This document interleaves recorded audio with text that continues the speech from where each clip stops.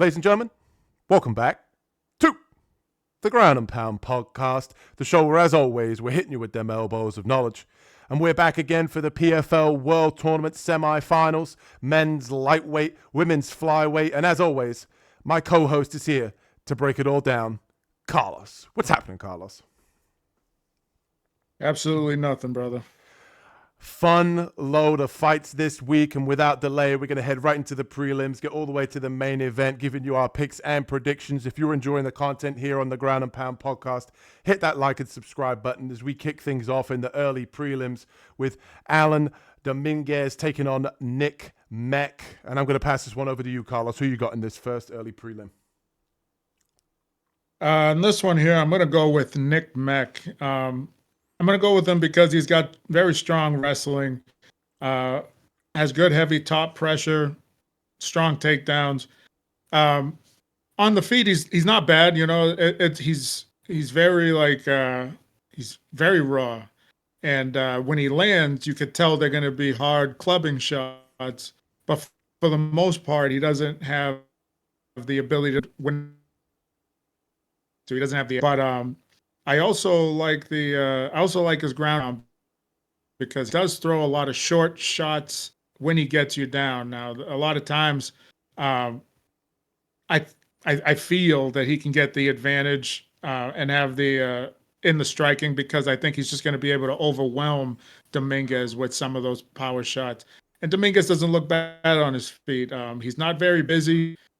He's not very fast, and he kind of hangs his jabs out there and hangs the strikes out there. But if Meck can just kind of bowl through it, I think he'll get the advantage standing up if he just pressures. But I'll take Meck.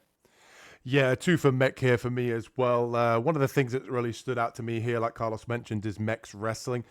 Trains over at Marathon MMA, the Trey Ogden gym. Trains with guys like Garrett Armfield. Very heavy pressure wrestling style, which I do like. I like a lot of his entries. I like the fact that he sticks to a game plan. And when it comes to the striking, he really knows where his bread is buttered. He'll blast kicks at range. He doesn't necessarily try and sit in the pocket and use his striking. He knows he's got to be all the way in or all the way out. When he does try and go for submissions, it's usually the Kimura. Ideally, he likes to obviously just get top position and rain ground and pound. But one of the things that really stood out to me as well is him training with guys like Trey Ogden. Trey Ogden is known for having great game plans coming into fights. So obviously being the head coach over there, I expect him to obviously give a good game plan and a good account for Meck here, especially with what they're going to do here against Domínguez. And to me, when I watch tape on Domínguez, he has a kind of a similar style to Meck in terms of the pressure wrestling. He just can't do that for more than a round.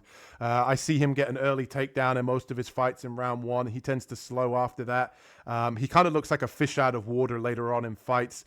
He can't get the takedown, and his striking doesn't necessarily wow people. He tends to throw one shot at a time. I think that the heavy wrestling pace here of Meck is going to be too much for him. I expect this to kind of be a first round kind of back and forth with the wrestling. That'll get Domínguez tired, and from there, I think Meck will take over. So 2 here for Meck on the Ground and Pound podcast to kick things off in the early prelims. And next up, we have Joanne taking on Sarah. I'm going to butcher this last name, Orozco, or Orozco, is that how it's pronounced? But Carlos, who you got in this women's prelim opener?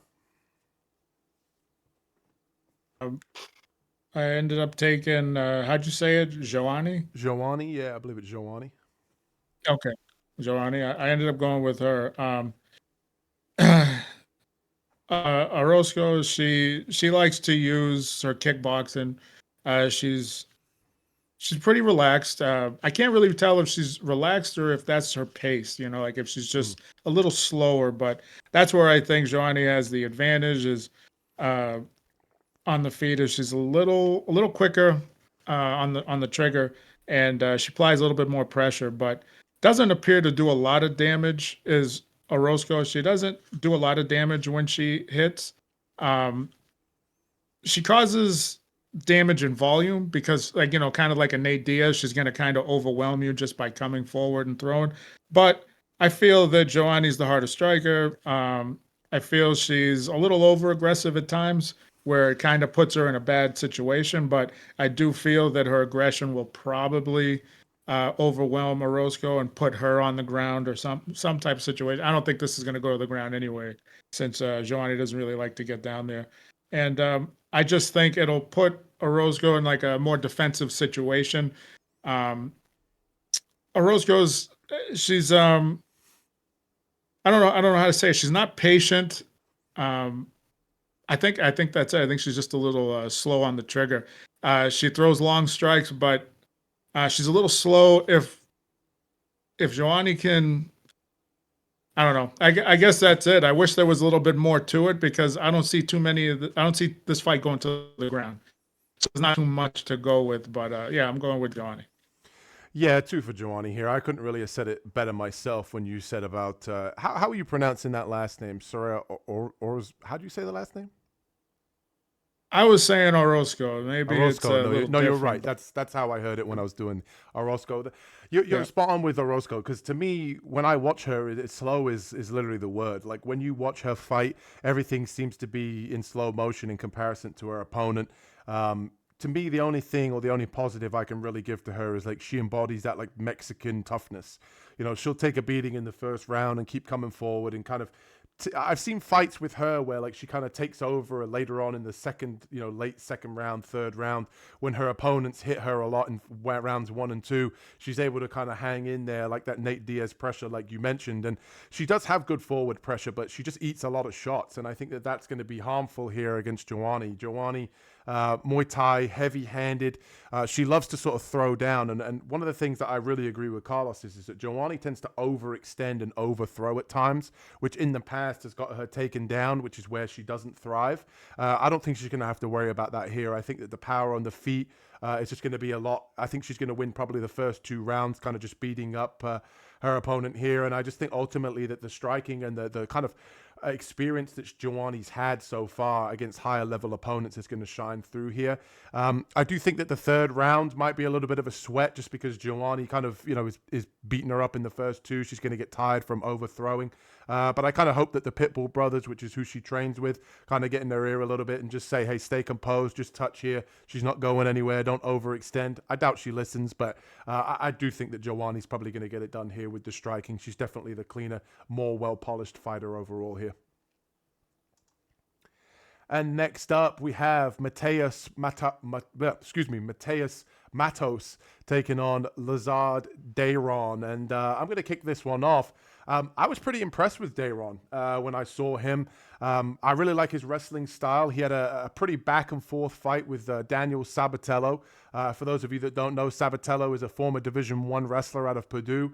I was kind of surprised with how much of a big underdog that Lazaro, I believe his name is, was able to hang in the wrestling. And when I do a little bit of a deep dive, turns out he's actually part of the Cuban Olympic wrestling team. So that's obviously why 8-0, able to wrestle a lot of his opponents, undefeated as an amateur. And I think the one sort of takeaway that I had from that fight is that he was able in the first round to really dominate the wrestling of Sabatello, which was kind of impressive to me overall. And my only real knock on him is that as that fight went on, I think Sabatello had a little bit more cardio to kind of outlast him throughout the second and third round. The striking is very fundamental. He did drop Sabatello with a nice 1-2. He disguised it behind the jab and then threw the right hand very nicely. I was impressed with what I saw. Now, Mattos, I think he struggled a little bit with wrestlers. You've seen in the past, he's fought some higher level Russian wrestlers. They've taken him down repeatedly throughout his reign so far in the PFL and Bellator and things like that. He has struggled with those wrestlers, which is why I'm going to pick Lazaro here. I do think he's going to get the wrestling going. I think he'd be foolish to stand and strike. I tend to find with Mattos that he kind of throws one at a time. He is very muscular, so his cardio kind of falls off a cliff a little bit. At least his power kind of gets drained as the fight goes on, especially if you wrestle him. I think that's exactly what Dayron comes in here and does with his Cuban Olympic wrestling style, and really just drains the gas tank here of Mattos, maybe winning a decision or a late finish with ground and pound. But I like Dayron here. I think he's definitely a good parlay piece for those bettors out there. Carlos, who you got in this one? I took Dayron, however you say his name. I took him as well. Loved his educated wrestling. His move from position to position was very smooth. The Sabatello fight you were talking about, Sabatello keeps a pretty crazy pace, and Mm. he's when we say that, it's kind of football player speed versus basketball player speed. Dayron's a little bit smoother, doesn't move as much. He's kind of short and choppy and is all over the place. And that I think that's what got him a little drained from the energy there, was keeping Sabatello in one spot. He does hit pretty heavy. It's still very raw. He's doesn't look like he throws with much effort. And then all of a sudden, when it hits, you just see someone drop. So that's something that he could definitely work on to exploit. I'd love to see him do that, get some fights over a little quicker, not get too tired from the wrestling. And he's got good movement. He's got he's not going to throw if there's nothing there, and he's not just going to shoot for a takedown like out of the blue. He's always trying to set something up. So he is using some type of a plan to try to get the fight where he wants it to be. So I like Dayron. I like his wrestling is actually what got me. I thought his smoothness from position to position. I love the transitions, and I don't see this looking good for Matheus. Yeah, absolutely. Outside of a crazy submission like a guillotine or, some sort of Hail Mary flying knee or whatever, I think this is one-way traffic for sure. And next up, we have Darragh Kelly taking on Mike Hamel. And for those of you that aren't familiar here, Mike Hamel stepping in, I believe, on short notice. I think that Darragh Kelly was supposed to have two different opponents. Mike Kelly, a little bit of a veteran at this point, 32 years old, taking a lot of damage. But I think this guy is actually better than his record suggests. A lot of his 6 losses have come against higher level guys. I believe Magomedov is one of them as well.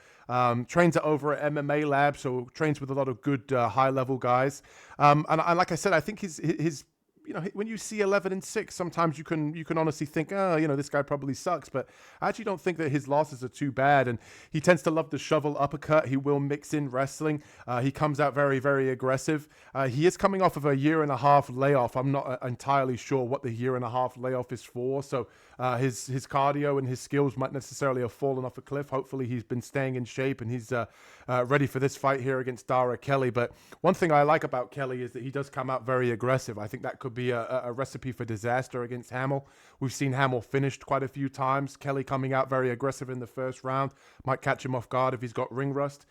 Kelly also mixes in a lot of grappling. I think he's a better, more aggressive striker than he is as far as the wrestling is concerned. In the fight that I saw in his last fight, he went to a decision, and it was probably his toughest opponent that he's fought. A lot of Kelly's opponents he's fought up until this point have been very low level, apart from his last opponent. He took him to a decision. He was winning both of the first and second round. I think that the fight kind of, the pace got to him a little bit, trying to finish the fight.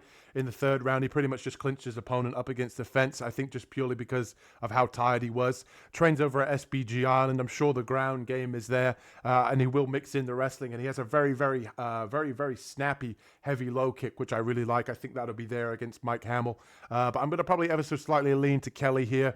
Obviously, the layoff, like I mentioned, for Hamel, I think is going to be a problem. I think the damage, the finishing upside is all going to be on the side of Kelly here. So give me Darragh Kelly to get it done. Carlos, who you got in this one? I took Darragh Kelly as well. I did not get to look up Mike Hamel. I saw the last opponent, so they made the switch. So that's my fault for not being on that. I think I like what I see with Darragh. I mean, one thing I'm not a big fan of is I like the way it looks, but I don't like how it's used. He likes to come in with his hands down. He moves his head from side to side. Looks sweet, especially when the guy misses. He misses by inches, and then he count. Definitely like that. What I don't like is I don't want him to get in the head because you're going to get countered against a higher level guy, possibly Mike Hamel. Other than that, I think he's pretty good. I like he has good in and out. He good one to kick, and he will mix in takedowns and he'll do some work. So I get a lot of upside to Darragh Kelly. He's just got to get the wins, and he's still a work in progress, but I like what I see. Yeah, absolutely. Only a slight lean here because I do agree with Carlos that Kelly does kind of leave himself a little bit susceptible at times. But and again, Mike Hamel is a veteran of this sport in terms of Kelly's toughest opponent. So it'll be interesting to see how he does here as a step up in competition. And next up, we have Vinicius Cenci taking on Tony Caruso. And I'm going to pass this one to you, Carlos. Who you got in this one? I took Tony Caruso in this one. I think he has a little bit. He's a little bit more physical on the feet, a little faster, a little quicker, a little bit more powerful. He's very skilled in kickboxing, but I mean, not very skilled in kickboxing, but he's willing to throw. You know what I mean? So that's good. He's going to stay right in Cenci or Cenci. Cenci. We'll figure it out. Cenci. Okay.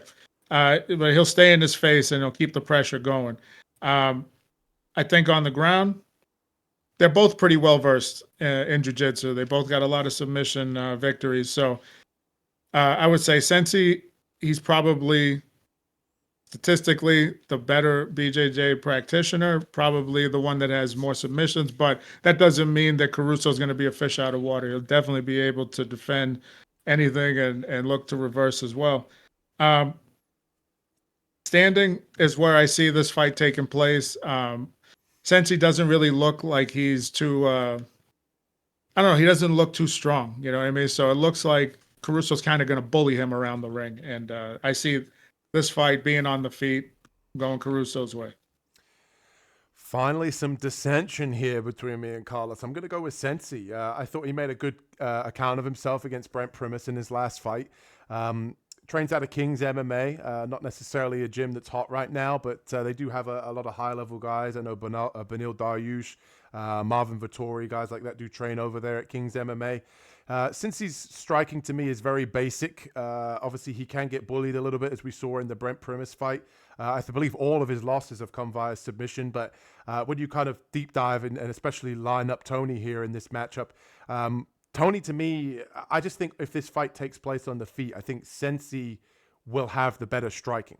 I think if this fight goes to the ground and the scrambles and stuff like that, I could see Tony definitely pulling off a submission victory. Obviously, Cenci tends to leave himself exposed. He kind of gets up with his and could get his back taken and choked out. I know that Tony's main path to victory in most of his fights have been coming via submission. That is one thing I am a little bit worried about. But I think, to be honest, if Cenci keeps this one on the feet, I do think that he can have success in the striking. I noticed with Tony that a lot of times that he tends to be a little bit slow on the feet when he exits the pocket and kind of he backs up. He leaves his chin a little bit in the air. And to me, maybe it's just the fight I saw. I thought his striking sucked. I think that he came out in the second round a lot more aggressive in that fight. But the first round, he just kind of took kind of just looked like a fish out of water. Like he just didn't get going. 34 years old as well. So at some point, I do believe that that's going to kind of be on his decline. And I just feel like he's a little bit unathletic and a little bit slow. He can be very aggressive at times, but I just think if Cenci comes out the same as he did against Brent Primus and made a good account of himself there, I think that he beats a guy like Tony here. So give me Cenci for some dissension here. Carlos and I disagreeing on this fight here on the Ground and Pound podcast. And next up, the hardest names to pronounce here, we have Magomedov taking on Sarvarjon Khamidov. I'm butchering the last name here, but give me Magomedov, man. I like Magomedov here. You can see the flashy 16-0 of whatever this guy's name is. Don't let it fool you. I am impressed with the wrestling here of Sarvarjon. After doing some research, I noticed that it says he's a former Tajikistan national wrestling team member, grinding wrestling style, but he doesn't look comfortable on the feet to me. If he can't get takedowns in this fight over and over again, I think the striking is going to be far too much here from Magomedov. Magomedov has been on he's lost 2 of his last 3, but both of those fights have been against Patchy Mix, which some people will say, well, that's not a good loss because of how Patchy Mix looked last weekend. The submissions and the grappling of Patchy Mix is definitely on par with some of these Russian guys. I just think that he is a fast twitch guy in Sarvarjon. I just don't expect those takedowns to come as easy as he's had against some of these other opponents. He is more of a position over submission guy, but I just think Magomedov's going to keep this one on the feet. I trust his striking. Well, I think he's fought the much higher level of competition. I mean, he is 33 at this point, so I am kind of relying on him to kind of still have some of the skills that I've seen in past fights, but I think he just sprawls and brawls here. I think Magomedov's kickboxing is going to be enough to get it done. I think he's the better striker. I like Magomedov in this one. Carlos, who you got in this one? Well, I guess we got a little bit more dissension because I'm going with Sarvarjon, Khamidov. Okay, I guess as good as I'm going to get. I'm going with him. I do like the speed, the ability. Um, I think what he kind of reminds me of mostly is kind of like when I first saw. Oh my goodness, why am I just forgetting his name right now? But I'll get back to it. He's just got fast paced grappling. He is a position over submission kind of fighter. He's very wild on the feet and kind of reminds me, now that it's back in my mind, kind of like an Arman Sarukian when he first got into the UFC. He's very wild. He's going to swing. He's going to throw everything behind it. And if you don't have your P's and Q's, he's going to catch you and he's going to hurt you. And Magomedov, better on the feet. I understand that. He's going to have a hard time getting those takedowns, but he's going to get them. And I think that possibly getting up or on the way down, faking a takedown, I think is where he's going to be the most vulnerable. So I would love to see Khamidov actually try to utilize that in his arsenal. Try to fake some takedowns, some knee taps, and throw some uppercuts, some overhands, and possibly catch him while he's defending. Interesting. I'm excited for this one. This was one when I was doing my research. I was interested that they put these two together because usually in the PFL we see these guys fighting, 15 and 6 guys, and these two are both very, very high level. I'm interested to see how this matchup plays out. And next up, we have Ekaterina Shakalova taking on Jena Bishop. And this one was tough to be. Shakalova is Shakalova. I'm sure I'm butchering that name too. Shakalova. Shagaron. Both ladies, obviously high-level grapplers. Jena Bishop, obviously a little bit more of a jiu-jitsu nerd. When I was looking at this fight originally, I remember talking about this in the first time I ever saw Shakalova fight. It said she was a 6-time grappling world champion, but it didn't specify on her social media what type of grappling it was. She is a very physically strong girl, only 5'2", but pushes a good pace. Obviously, in her last fight, she looked impressive getting the finish. She tends to throw with a lot of power because she's not worried about the takedown due to the grappling background. But she tends to lack control to me. I don't necessarily love the fact that she's going to try to look to grapple here. If she looks to grapple here against Jena Bishop, I think Bishop will probably find the submission. And the thing with Bishop to me is I think if you're a great wrestler, you can camp out on top, stay safe, just, throw ground and pound. She is 39 years old. But one of the things I do like about Bishop is she will be she will tough things out. She's not scared to mix things up on the feet. She's not one of these sort of, pull guard on you type BJJ practitioners. She will throw things on the feet to make you, respect her striking. It's not good striking, but it's aggressive striking. And I think if this fight hits the floor, I think I trust Bishop's jiu-jitsu a little bit more. I do think Shakalova is a pretty decent fighter overall, but give me Jena Bishop. I think she's got a little bit more dog in her. I think she's going to be a little bit tougher, but I think this one's a little bit closer on paper than people realize. Carlos, who you got? I'm going with Jena Bishop. I'm going with Shakalova. That's who I'm going with. So it's a good name, good old Shakalova. Anyway, if this hits the ground, yeah, I'll give the edge to Jena Bishop. I did hear of Shakalova's credentials on the ground, so I don't think she's not going to be prepared for anything. But I do know the pedigree, I guess, of Bishop with the Gracies, and I'm like, you know what? I understand. She's been working with them for a long time, and they're very technical, down to the smallest little minute move that you can make. So, yeah, Bishop, I'll give her that, but it's not going to be once it hits the ground, it's over. I do think that on the feet, Jen is a little bit more technical, but I don't think she doesn't stay composed when someone's in her face. She'll bite down and she'll actually swing back. She's ready to fight back. But I think Shakalova is just going to overwhelm her because what she does do is she just gets in your face and throws hammers. And I think if those hammers land or even not, she's going to get her on the ground and she's going to be able to control her. And probably some ground and pound we'll see out of Shakalova. But I just think that she's going to blitz her and most likely just step on the gas till the fight's over. So I'm going with Shakalova. I think this one's going to be an absolute dogfight. If these two decide not to grapple, it's going to be a sloppy striking, like crazy back and forth pace. If they decide to grapple, I'm going to see whose jiu-jitsu is better. But Shakalova, I have a soft spot for Shakalova, definitely. And next up, we have Brent Primus taking on Alfie Davis. And to me, this one's one-way traffic. This one's not going to take long for me. Give me Brent Primus, man. I don't care if he's 40. The old man can grapple, and that's all that it matters to me. Alfie Davis training over at London Shoot Fighters with MVP. He loves the spinning attacks. Carlos and I have mentioned it before. He did have that impressive finish over Clay Colliard, which fucked one of my bets up, Alfie. And I was pretty impressed with Brent Primus, as always. Heavy wrestling style. Got that third round submission victory over Cenci, who we broke down earlier on the card. And I think it's going to be pretty similar here. I think Brent Primus knows that he just needs to pressure forward. Alfie Davis likes to fight on the outside, switches stances. And he really tries to have that sort of point-style karate, catch you kind of coming in, speed, little check left hook, spinning back fist, spinning kicks. I just think if Brent Primus gets in his face here, it's going to take away the kicks. He's going to get him. Alfie Davis already kind of stays near the fence anyway, which I think is going to help Brent Primus's wrestling get going anyway. I just think Brent Primus is going to take him down here whenever he wants, however he wants. I think if he gets him on the ground, he needs to look for the submission or at least look for the finish. I think if this fight goes long, Brent Primus could struggle to get the fight to the ground later on, and Davis could be live for a knockout. But I think Brent Primus is going to get this one done with the grappling and the wrestling. Carlos, who you got in this one? I'm going with Brent Primus. I mean, Alfie, although it was a good win, good finish.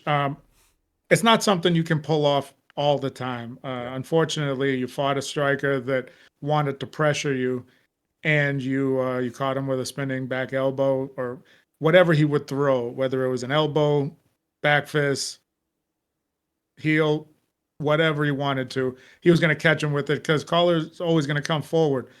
Brett should be knowledgeable of that because although Alfie likes to spin, he's got a lot of tells when he spins as well. That's the only time that he blades. That's also the only time where his back shoulder goes back, but he's always looking forward. I'm like, he slows down before he throws anything spinning. So there's always something that he's showing you. You just got to see it.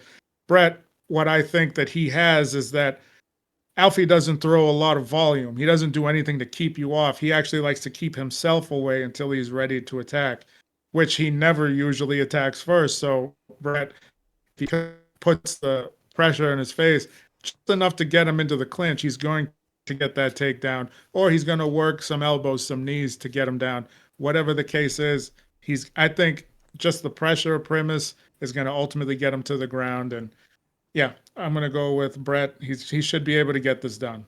Yeah, I think outside of a flash knockout here for Davis, I think this is going to be one-way traffic for Primus's wrestling. And next up, we have Jake Hadley taking on, I'm going to butcher this name as well, is it Marcirley Alves? And I'm going to pass this one to you, Carlos. Who you got? Jake Hadley, Birmingham's own, or the Brazilian? This one was a tough one because I went back and forth. Hadley is not. I kind of know, like, yeah, the UFC got rid of him. So is he a bad fighter? No, he's not bad. Sometimes he has a lapse in judgment. I don't know what it is, but he's got a lot of skills, and he's fighting Alves. And Alves himself, he's got a lot of talent to him. He's quick. He can be explosive. He's got hard shots. He's solid wrestling. I feel like a wrestler can keep Hadley on the ground and kind of have his way with him because Hadley will try to, he'll try to play jiu-jitsu off his back if he has to, I just don't know, like, if the last fight we saw was the new Hadley. He's got all these box of tricks that he hasn't unleashed yet. You know what I mean? So, like, it's uncertain. But what I do know is that he had a great performance against Mattos, who I thought was going to beat him. Obviously that's who I picked. And Alves, I think, is just a little bit more physically imposing in this fight. So to play it safe for me, I feel like Hadley could pull this out. He's got a little bit of a reach, a little bit of a height. He's a little wiry, and I think that playing a little jiu-jitsu off his back, he could probably catch him in a submission. But yeah, I took Hadley. Yeah, I'm going to go with Hadley, but I'm not confident either, to be honest with you. It's pretty hard to pick a Hadley fight. Him coming off of that Scottish Twister victory that he had in his last fight, where I don't know about a lot of people, all those people sitting at home saying like, oh, I knew he was trying to set up a Scottish Twister. Well, I was sat there even thinking to myself, oh, you should turn into him. He turns into him. All of a sudden, he's tapping. So crazy submission from Hadley. Obviously, skyrocket high for confidence right now, especially on the ground. But one of the things I do like about Hadley is in the boxing, he does roll with shots very well. Like he will sort of, shots will kind of come off of the shoulder and he'll kind of roll with punches very well. He does have good output. He will be, the person moving forward and kind of slipping and ripping. I think out of these two as well, I think he'll have more volume.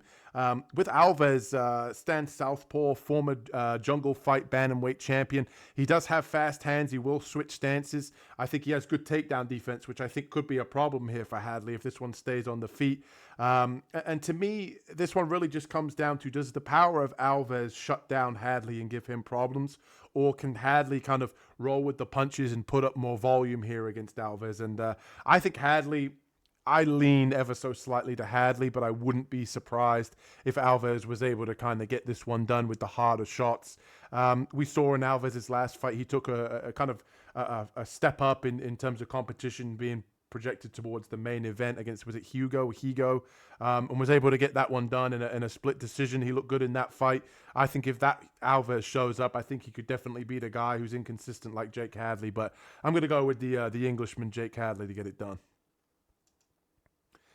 And next up, we have one of the best Carlos moments here on the Ground and Pound podcast, Justin Wetzell. I'll let Carlos explain why later on, against Mando, Gutierrez. And Carlos, who you got in this matchup? Well, first off, I thought Wetzell was, I counted him out in that last fight, and I get that.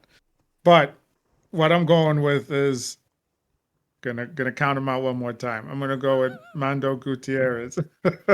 Okay, Wetzell actually was very surprising, his ability. From the tape that I saw to the guy that showed up to perform, he looked like a completely different person.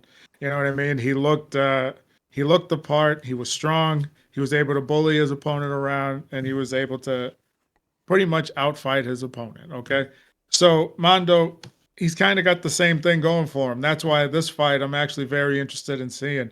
He's got a lot of experience. He's fought some good talent, and the guy is kind of a cardio machine. He's very quick, very fast, and he can just keep going. So I kind of want to see, does Wetzell have anything to slow him down? Does Gutierrez, does he get the quick finish again? I don't know. I wish I could say, get like talent for talent, something that I see in each one, but they're kind of the same. It's just they do it a little differently.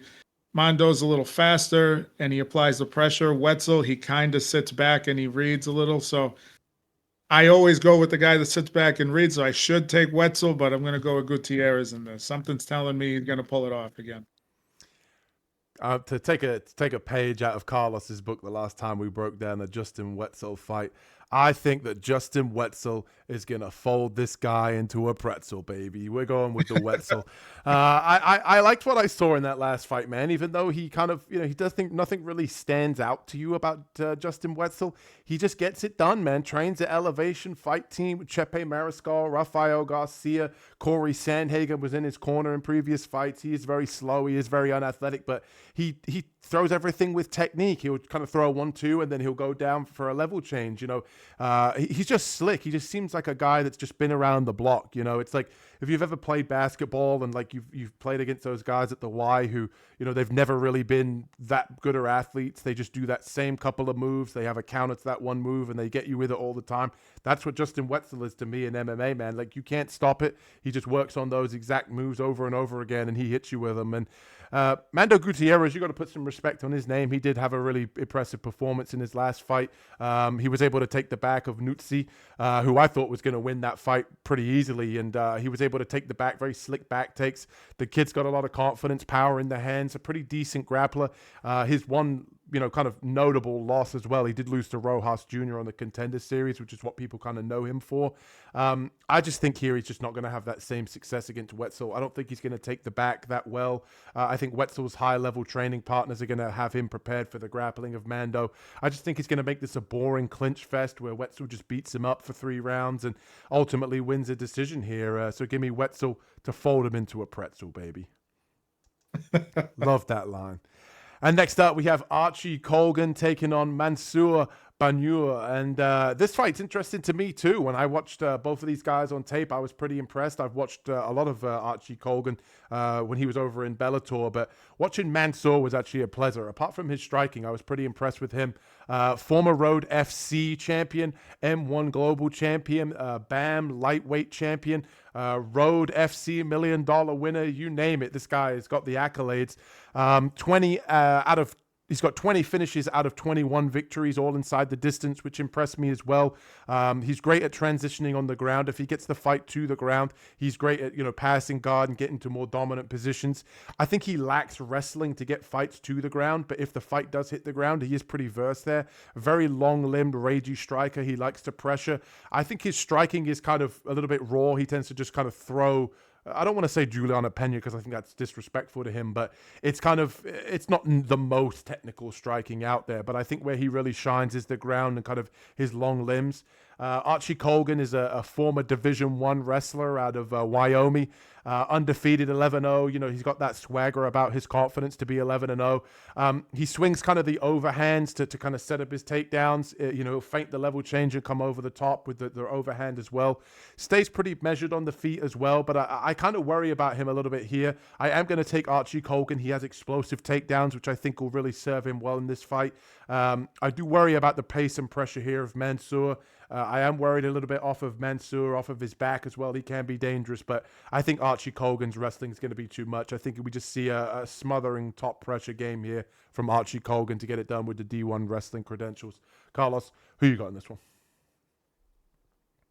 I went with Archie Colgan as well. So, yep, there's a huge height and reach, I don't know, is it height and reach advantage that Mansour has over Colgan, but pretty much I feel like just because Mansour wants this on the ground too, that's where he does majority of his work. I feel that he's going to not allow Colgan to take him down, but he's not going to be upset going down. And that's what's going to be his downfall, is because when Colgan gets you down, his transitions are very quick. He can scramble very quickly. He's got explosive takedowns.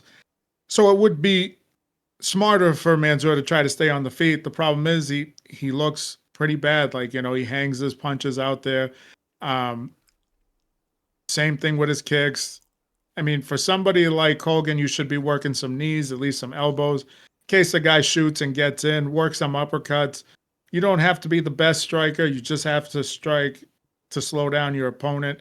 I don't think he has that capability, and I think this is probably one of those fights where he's going to just get kind of like an around the world drill. It's going to be position, position, position, a couple hammer fists here, a couple punches, and I think Colgan gets the decision. I can't disagree. And next up, the co-main event, Liz Carmouche taking on Elmore Dana. To be honest with you, I think this one's going to be one-way traffic. I feel fairly confident in Liz Carmouche, the savvy veteran. Was able to get the nasty body work finish against Joanna in her last fight, or Joan, or the woman we broke down at the start of the card. Liz Carmouche, even though she's 41 years old, she is very aggressive. I thought she looked in some of the best shape I'd seen her in her last fight. Very physically muscular. She talked about having a new nutritionist, a new coach that's really got her dialed in with her weight cuts. I think on the feet, she hits hard. I think she's very, very physically strong on the ground. She also shines. She can submit you. She can beat you up in the clinch. She can fight you at range. She's got good kicks.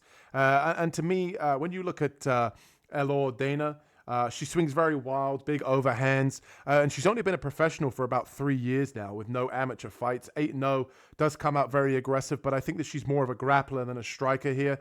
I don't think that either is going to matter. I don't think she gets this fight to the ground with Carmouche. I think on the feet, I think she's going to be outclassed. I think Liz just hits that a little bit harder, and I think we see the savvy veteran get through into the next round here, into the final. Carlos, who you got in this one? I got the same thing. I see Liz Carmouche. I just see, like you said, Eleanor Dana's a little wild, and I just see Carmouche being able to utilize that and take her down. And it's the easiest path for Carmouche. There's no need to stand up. There's no need to take any damage.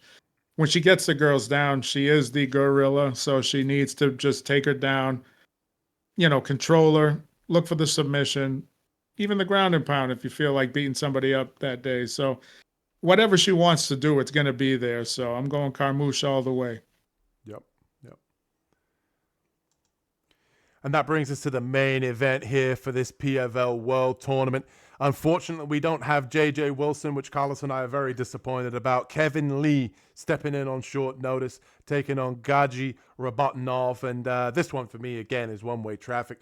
I was saying to Carlos like a couple of days ago that the last thing I heard about Kevin Lee, he was getting sparked out in sparring. Now, all of a sudden, he's the main event on a PFL card. Hard to trust, even though he's 32, feels like he's 42, taking a lot of damage over his career. And to be honest, I think Rabotinov is a real fucking problem here. Like, he's been one of those guys that everybody sees as the Dagestani wrestler, smothering, top pressure wrestling, great takedowns. Now, all of a sudden, he's knocking guys out in the first round. We're not even getting to the judges' scorecards with that wrestling anymore. He's fallen in love with his hands, but he's knocking people out early. He looks technical on the feet. Good wrestling, like I obviously mentioned, for his back pocket there if he ever wants to use it. Good cardio. Kevin Lee, very muscle-bound guy. He tends to slow down in fights. I don't trust his chin. To me, it's a shame we don't see JJ Wilson in the rematch for these two guys. I think this was one I was really looking forward to. I think Rabotinov smashes Kevin Lee and gets his ticket and books his ticket into the final, into the last round. Carlos, who you got in this one? Yeah, I'm going to go with your one-way traffic here, and I'm going to go with Rabotinov. I was hoping to see that JJ Wilson fight too. I think that kid's got a lot of upside, and I think that he might have. I'm not going to say he would beat Rabotinov, but I would say he would give him a run for his money, and that's what I was looking to see, how well he's going to push him. Kevin Lee,